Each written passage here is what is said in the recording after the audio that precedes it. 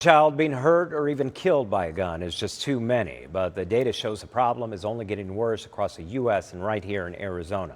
Our Garrett Archer takes us inside the numbers.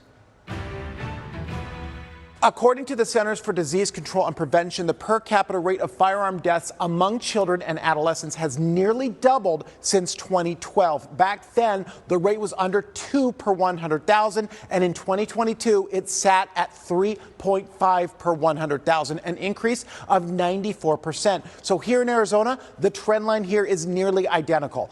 The most recent data from Arizona's health department shows 59 children died from firearm injuries in 2022. 10% of those children were under the age of 10. The largest risk factor for these deaths, occurring in 2/3 of those incidents, was improper firearm storage, according to the state. So we also looked at the leading risk factors for the prior year as well, 2021, and they were mostly consistent. Improper firearm storage was reported in 2/3 of cases for both years. Some variation in the next three risk factors from year to year, but over half of incidences from both years had prior history with Child Protective Services and reported substance abuse issues in the family. Criminal activity was the outlier, 46% in 2021 and then 27% in 2022. Finally, we looked specifically at accidental firearm deaths and injuries in young children in Arizona. This data only available from the Gun Violence Archive. 28 injuries